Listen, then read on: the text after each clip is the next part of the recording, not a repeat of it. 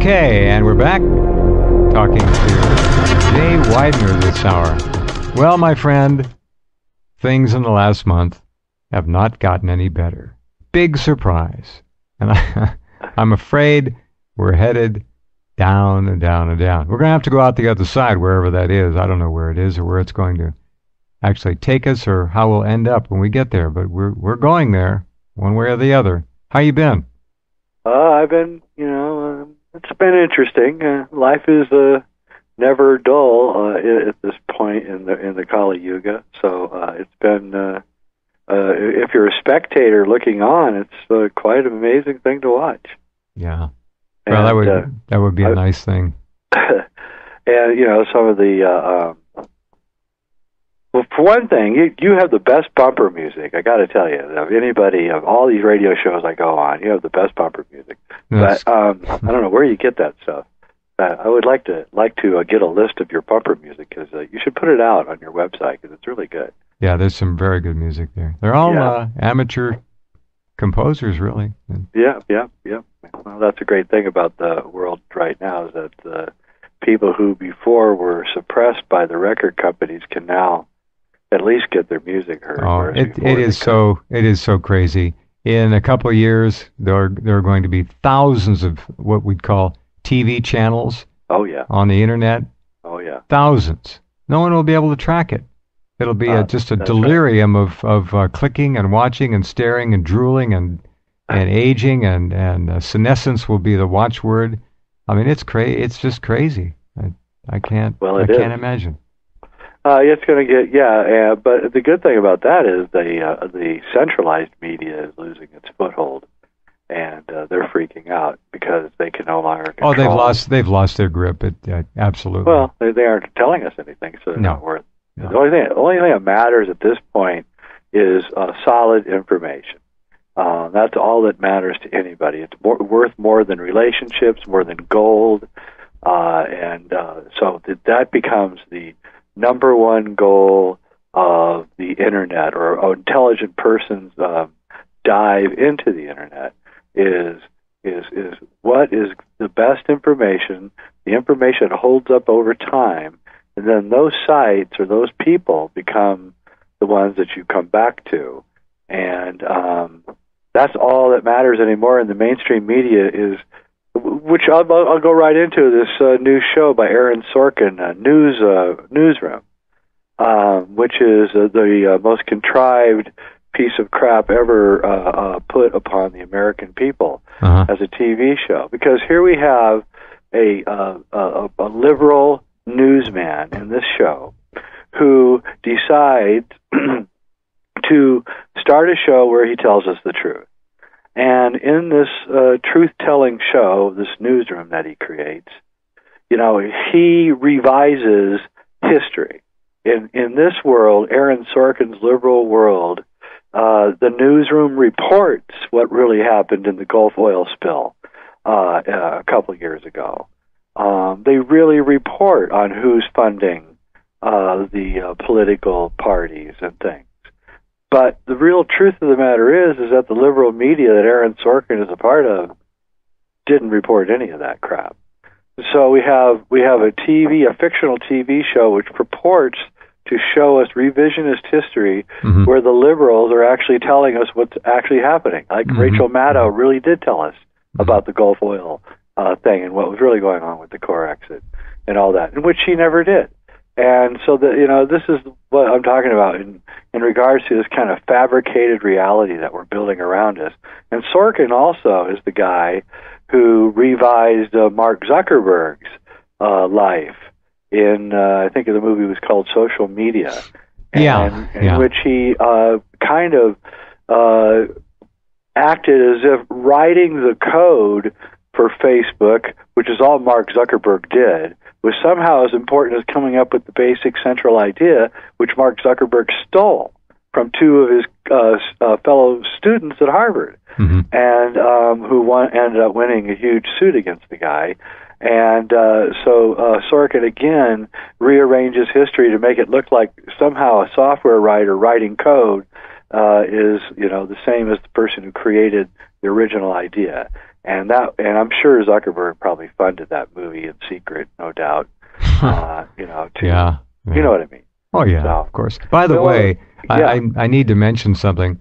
A lot of folks were listening to Jim Mars and I last night in this third hour, and The Onion put out a story about Zuckerberg claiming the CIA had given him some kind of an award for stealth information gathering, and I played the video. It was very good, and it was an obvious parody, but everybody thought we were deadly serious, and I should have been more upfront about it, but it was a parody, and it went viral, and everyone a whole bunch of news people took it as serious. Yeah. What a scream. Well, it actually, it's such good parody and satire because it was true. I mean, the essence of it was true. I mean, that deputy CIA director is saying, we couldn't believe it. How people were so stupid that they'd give us their entire lives, their friends, their email addresses, what they're doing from minute to minute. It's beyond, I think he called it a godsend or a miracle or something. Oh, yeah. Voluntary slavery. What better way can you do it? This is what they do. Yeah, it's quite amazing the way that they play us.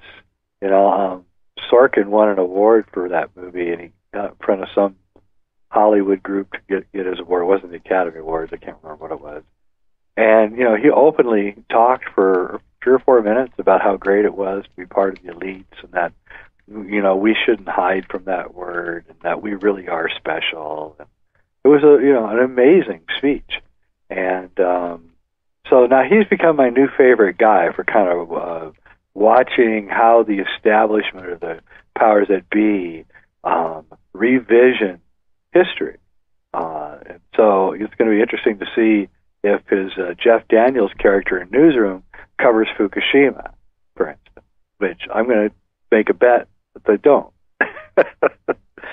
So, because the powers, the nuclear powers, the nuclear power, the nuclear industry is. Oh, they're in everything. Yeah. They're piggybacked into the oil industry, which is piggybacked into the pharmaceutical industry, which the whole thing is run by interlocking boards of directors who are all the same guys. And all they do is go from meeting musical to chairs, just like here in the government, the FDA. Come on, the USDA, Monsanto, it's just big pharma. It goes round and round and around. It's an obscenity. It is, and it has to be overthrown because it will kill us all. In fact, its plan is to kill us all. That's the plan of the monster, actually, to do us all in. Not all of us, but enough of us. No, they need a good slave population. That's right. Enough of us to make it so that they can continue to have their mint juleps on the porch and their slaves in livery doing the work around the plantation. Yeah, and that's actually, but all that may not matter because it's something I want to get into in the next round, which is I want to revisit my work on the cross to Hendaye, which I haven't talked about for a long time to anybody because everybody wants to talk about the Kubrick stuff, and I never get back to my the cross to Hendaye thing, which is really what started me out. And its relationship to some of the events that are going on right now, especially as pertains to the weather. Mm-hmm. I mean, it's right now we're breaking temperatures all over. Well, in one day last week, 4,500 new high temperatures were set in these formerly United States. That's right. It was 118 degrees in Dodge, Kansas, which is impossible, actually. Or it used to be impossible, and we don't know really what the cause of it is. I was talking to Dr. Paul LaViolette today about this, and what's he saying? Well, he's saying that UV rates are skyrocketing. And, I've seen that, and yeah, and this is why the color of the sun is slightly changed, and why. When you're out in the sun, even if it feels like 80 degrees, you feel like you're roasting. Yeah. And I've had several construction friends who tell me that it's hotter now than it used to be, even though the temperature is the same. And that would be the UV, because it wouldn't be affecting the temperature so much. It would be affecting the radiation level that you're feeling on the ground, especially with all that stuff bouncing around. And that is the sun beginning to morph, and which is exactly what the cross of Hendaye says is going to happen. Okay, tell everyone what the cross of Hendaye is again. Well, it's a little cross in a churchyard in a cathedral in the south of France in a town called Hendaye, or Hendaye in French.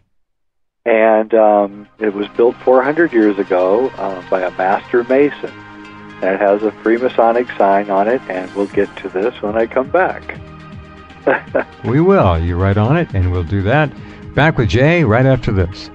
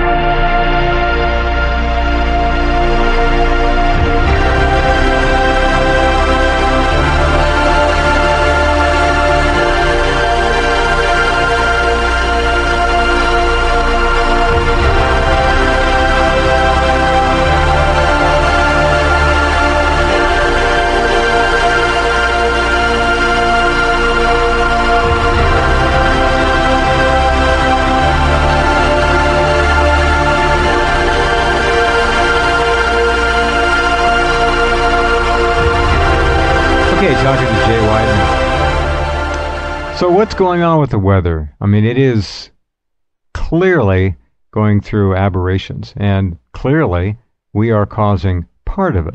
Some of it is natural, but the manipulation and the interference that is being put up there through HARP-like programs and so forth is obvious. There are other things environmentally that are causing problems as well. We don't know. Go ahead. I agree with that. That's incredible that you said that, because that's where I was going to go with this. I originally thought that the cross of Hendaye was saying that we were going to get hit by solar flares, and that was going to be the cause of the demise. But that was just me making an assumption, because the sun on the cross of Hendaye has an angry face. And so I just surmised that this was the cause.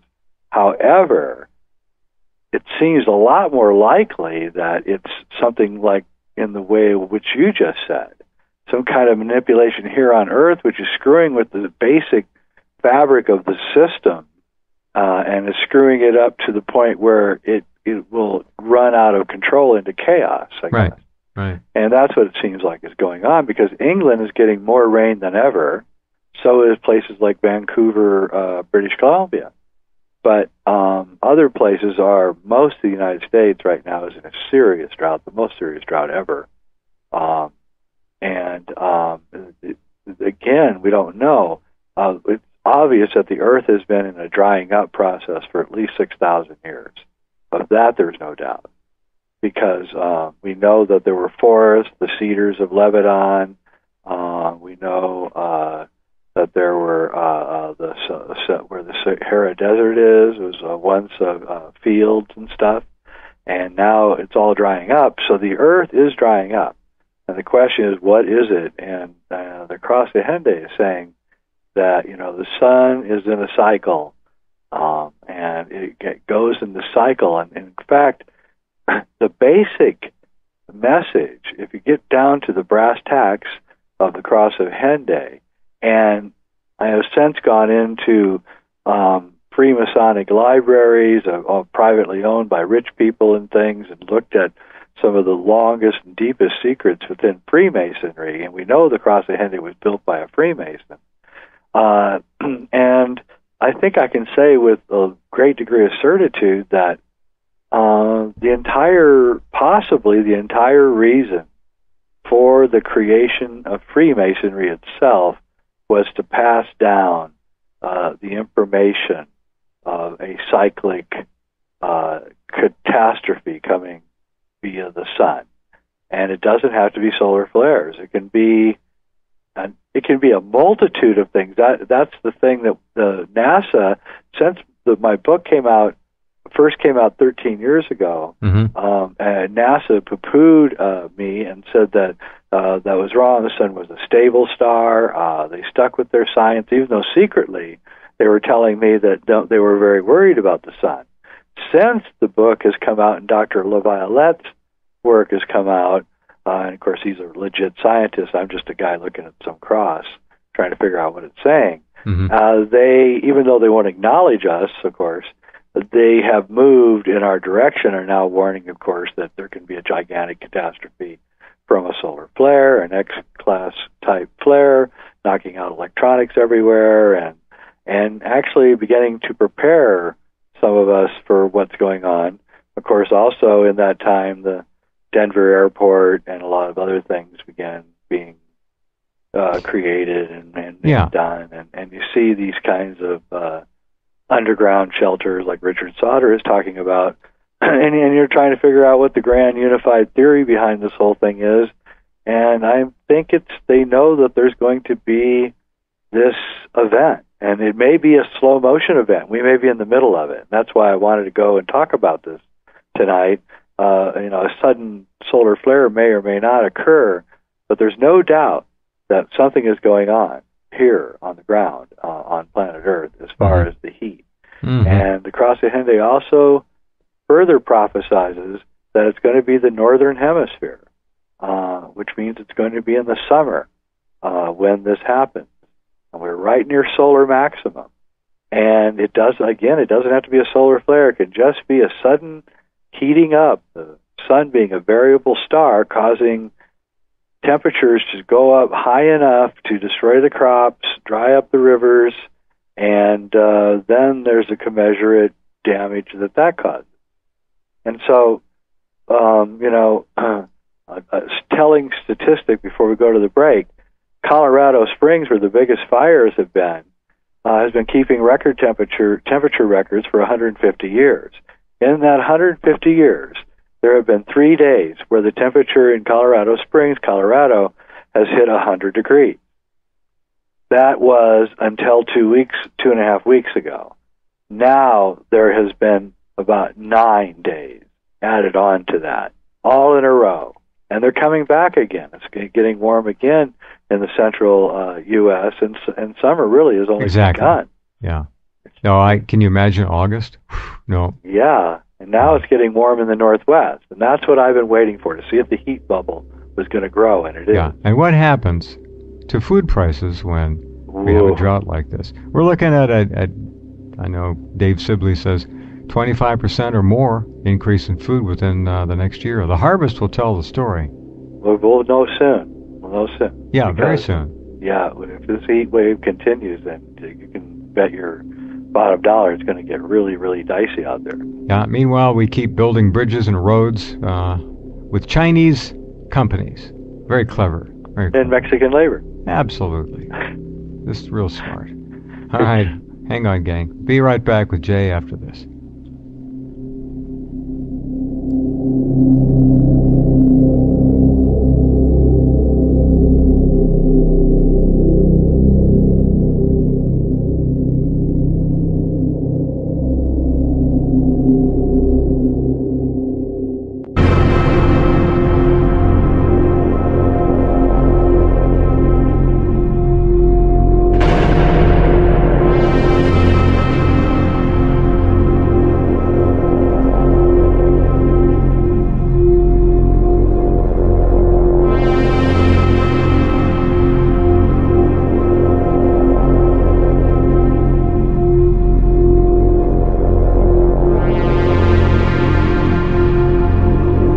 Okay, back with Jay. As we look around this really contemptible and morbid political landscape we have, Jay, Romney, Obama, the best of America, the best this country can have. It must be just, it must leave people around the world speechless. What's going to happen here? For we can't stand 4 more years of the Marxist Obama regime. That not going to work.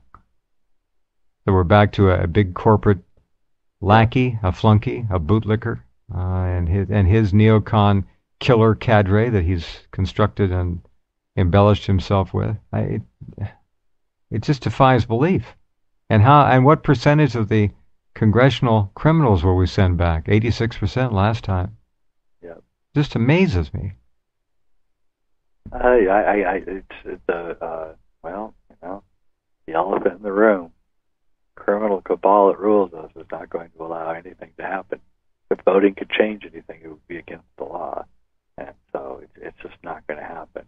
The real debate from here on shouldn't be about the pathetic political scene, because that's, I hate election years in America because people actually believe this crap, that there's some kind of choice here. And I can't believe it. And if you criticize Obama, they assume you're a Republican. And if you criticize Romney, they assume you're a Democrat. The only thing I like about the left is what they say about the right. The only thing I like about the right is what they say about the left. And so what we have here is this incredible situation, and we're going to have to find a way. The real debate that has to happen from here on, forever, until we actually finish the job, is how the hell do we get rid of this corporate cabal that has taken over the world? And I have looked at it deeply, and I think I'm a smart guy, and I cannot figure out. I don't see a weakness. Do you? It is the most incredible thing I've ever seen. If I didn't know better, I've said it to you before, I would say we are being invaded by an alien force masquerading as humans that has an intelligence of, 500 or 600, and as opposed to us with, 120 or whatever. And, I don't think we're being outsmarted at every turn. And then when you look and you realize how internecine it is and how deeply complex and interwoven, and it goes back into history at least 100 years or more, like, whoa, what is this beast? And what is it really? I mean, we know what it looks like politically, and we know what it does, but what is it at its soul, at its heart? That's when you come face to face with some thoughts that are unnerving, to say the least. So who are you going to vote for? Just a little joke. I'm voting for Gary Johnson, actually. I say, well, I'm just going to vote for a libertarian just because, right. That's really what I am at heart. And the big losers in the entire process, once again, are the American people. Yeah, well, nothing new there. We're being taken to the cleaners. Right. Well, especially when you understand that when it finally dawned on me. I was reading Christopher Boland's book, Solving 911. Pretty good, I hear. Yeah. Really a very, very, very good book. And it dawned on me about 3/4 of the way through the book that the same exact guys that did 9/11, because he pinpoints them, are the same guys that did the stock market, the derivatives scam in 2008. The same exact guys in the same exact neighborhood. Lower Manhattan. It's like, what? And then I realized that this was such a deeply rooted mob kind of thing that there was almost virtually no hope of getting rid of it on any kind of way that we can think of with the tools that we have. And so what we need to do is noodle into, okay, so how are we going to asymmetrically disarm this group of people from what they're doing? And I think the answer has something to do with money, taking money out of the system, somehow changing the system voluntarily to where we remove money, because it's the system that they have conquered most is the system of money, and they're using that for the conquering of everything else. And because we do not understand money very well, and they do, it's a lopsided effort. So basically, the whole point is that we need to just chuck the entire system that they have foisted on us and go to something. And I think that's the direction we need to think. What that is, I do not know. But I think it's where we as a collective have to begin thinking, because if we don't get around this problem and somehow disarm this group politely if possible, then I think we're doomed, actually. Well, we're doomed to become the USSA is what we're doomed to become. Well, we are. We're about to be Marxist. Yeah. There's no doubt about it. I can tell you, we are a hair's width away from becoming a Marxist state. And if the health care law passes, and it probably will, we will have 1/6 of the economy will be ruled by the government. Soon it'll be a quarter, then it'll be a third, and it'll just keep growing. And if you criticize the government, you're not going to survive their health care system. You're just going to disappear. You'll go in for a knee operation like Jim Keith and never be Well, it was a broken ankle. And, a broken ankle, right? Yeah. And never be seen again. And so they have their ways, and you do not want them to get their clutches on you at all in any way, shape, or form. And now they've levied a tax on the poorest people in the country. Some of my friends who do not have jobs, that they're going to have to be paying penalties because they can't afford health insurance. I've talked to a number of people about this. Devi was going on about it, and the idea of getting rid of it is not easy. The House is supposed to vote on it, but that means nothing. You've got to deal with the Senate after that, and then of course and Obama would veto it. Then it goes to where? Of course, to the Oreo cookie in the White House. Yeah, the guy with the ears is going to veto it. Yeah. Then we got the Supreme Court as a final backup to it. There you go. That was it. And Roberts wrote both decisions. Now that happens, I'm told, but not very often. I've heard insider knowledge that he was threatened, Chicago style. Yep, that's what I was told by someone in the know, who told me Obama's going to win, by the way, and that Kerry is going to be the next Secretary of State. Take that to the bank, because the same person told me in 2005 that Obama would be the next president. Mm-hmm. Well, when I saw the creep give the keynote speech at the 2004 Democratic Convention, that told me all I needed to know. Yeah, and that was actually put in by Kerry. That was an anti-Clinton move. That's the whole secret story behind the whole Obama thing. He's really a creation of Kerry, who realized that the Clintons had backstabbed him in the 2004 election, and he's the guy who's the power behind Obama's rise politically. He said, he gave him the nod, skull and bones, the guy, right? And I know the whole inside story, and Kerry's been promised the Secretary of State, and he's guaranteeing a win for Obama. So I think Obama or Romney is a designated loser again. And the fix is when we even talk about winning and losing, what are we really talking about, Jay? Yeah, the fix is in, because look at Bush appointed Roberts. So there you go. It's fixed. The point is, it's fixed. Probably 2 decades in arrears of where we are now. Exactly. We're owned, baby. Yeah. All right. Hang on. We shall continue.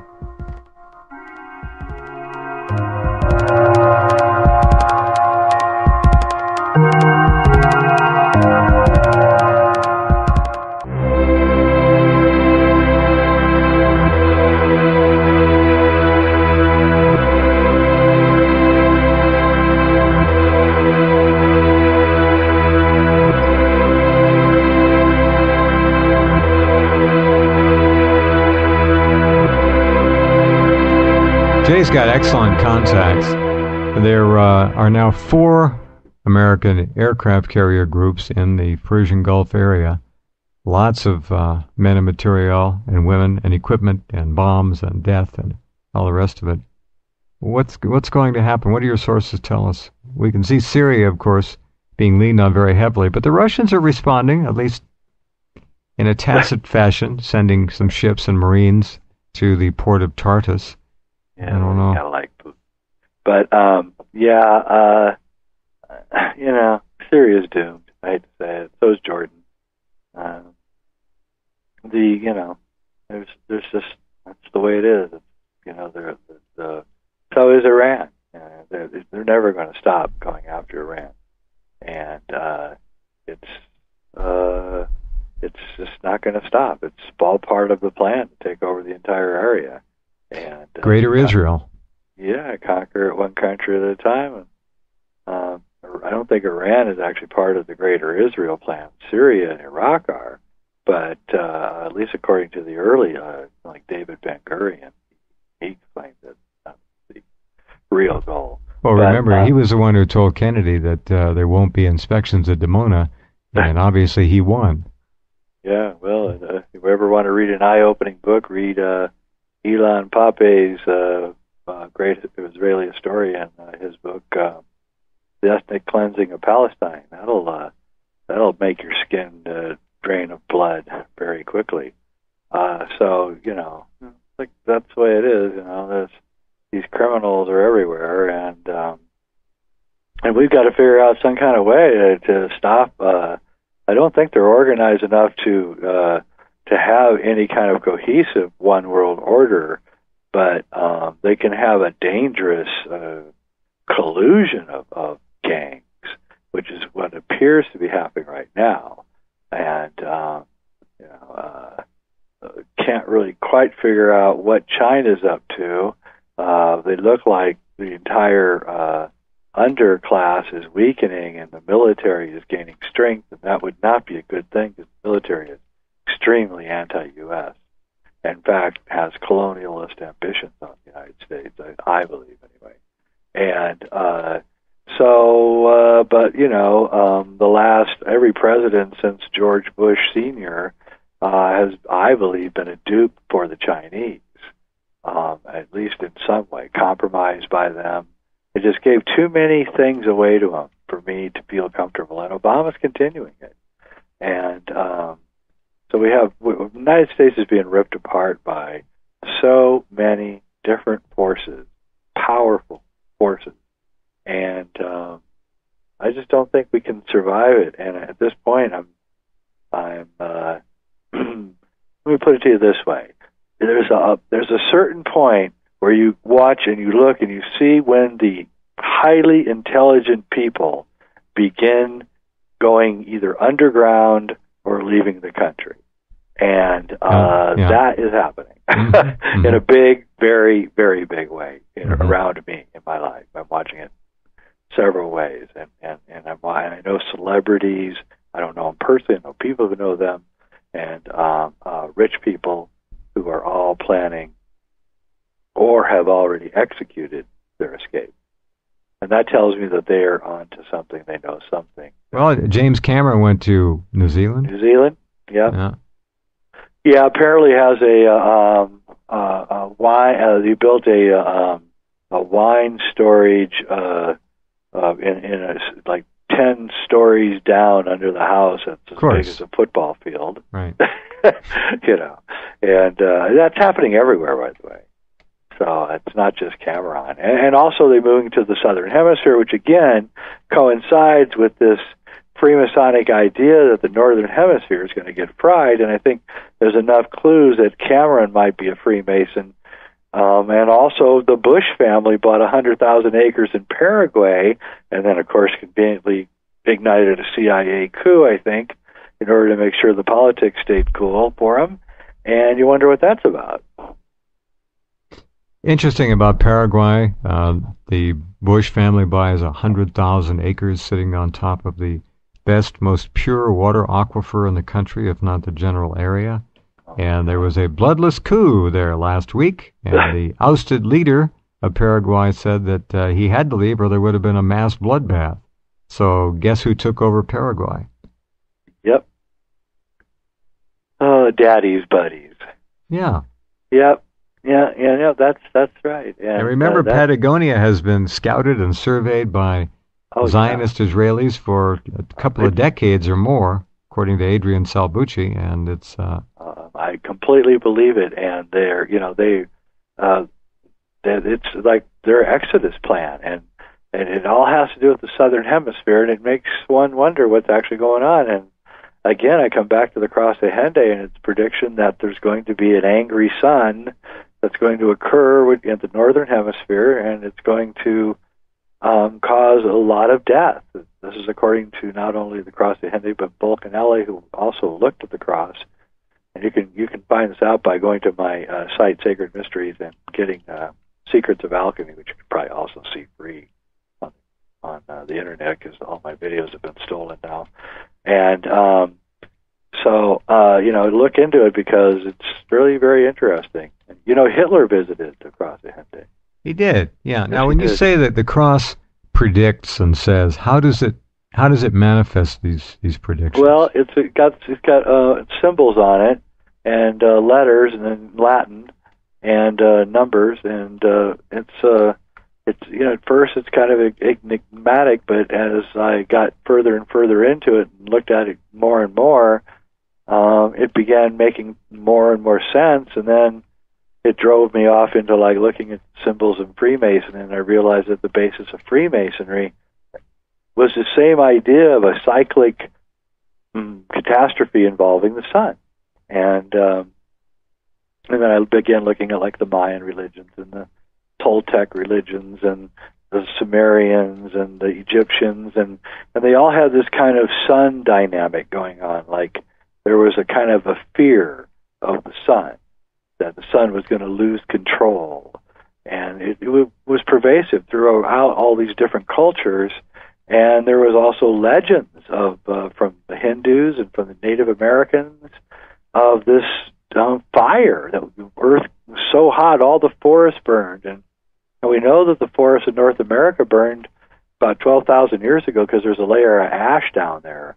And it looks like everything from Wisconsin all the way up into northern Ottawa, all the way over to Newfoundland, was torched in some way, and still don't know what caused it. And I think NASA has been kind of open about it. They're now starting to say that there's something real funny going on with the sun. It's giving off different kinds of rays, and its heat is much more variable than we ever thought, and so they're coming to the same conclusions that the cross of Hendaye was saying 400 years ago from a secret society, in Europe, and gives one great pause for consideration. We are also hearing more stories about potential asteroids and all that. We don't hear that they're really going to impact, because they would never tell us. We know that much. We've talked about this for years. They wouldn't tell us. But they do come up with these announcements that, well, gee, we just saw one, and it was as big as a bus, and it passed between the Earth and the Moon, and we didn't see it until it was already passed. So they don't have a clue. We could get smacked next week. We don't know. And they're not going to tell us. And they're talking about some technology to go up and try and take these things out of the way. There's no way. Nah. Not with what we got right now. We can't even see them, man. There's too much flying around. It's like 100 million billiard balls, all flying in different directions up there. Eventually a hit's going to happen. There's just no other way. Well, we've got evidence of it. Oh yeah, lots of evidence. Although the Earth is in a strangely safe zone, we do have the Moon to protect us from getting hits, and we're caught between two gigantic planets, Jupiter and two gigantic bodies, Jupiter and the Sun, and so they'll take a lot of the hits. Oh, before we run out of time, you did see Joseph Skipper's amazing pictures of the water on Mars. Yeah, lakes, rivers, waterfalls, forests. Yeah, Joseph Skipper lays it bare, and where is the media? No, they didn't touch it. It is truly amazing. A reporter can look at those pictures and not draw the conclusions that are obvious. I mean, that truly tells you what the cover-up, who was doing the cover-up, what the cover-up's about, that it's coming from the top, that you can look at direct evidence of life on another planet. Most astounding thing that should ever be reported in the media. Should be front-page headlines. Ignores it. Yeah. Should be, everywhere. Yeah. Outrageous. Trying to get Joseph on the program here. Yeah, he's kind of reticent to ever talk Yeah. much. I don't Yeah. know why. Well, he's shy. indicated he'll do it. Oh, that would be so cool, man. Yeah. He really deserves the recognition. And He really does. He's the top, as far as I'm concerned, the top Mars what he's researcher. found? I'm going to pull that story up and reload it tonight near the top of headlines. So all of you, it's there now in a featured story box in the Mars box. And you just look at those pictures and you just scratch your head like, Jay, how can this not be front page news? It's amazing to see. Just amazing. Waterfalls, forests, lakes. And these aren't just old, dead, dry remnants of what used to be lakes. These are lakes. Calls into question everything. Yes, of course. Of course. All right, Jay, thanks. Good to talk to you. Take care of yourself. Stay cool and all that up there. You too, man. All right, brother. See Thanks. ya. Yeah. All right, that's our program tonight. We'll be back with you tomorrow night. Have a good night and a great day tomorrow. Take care. Talk soon.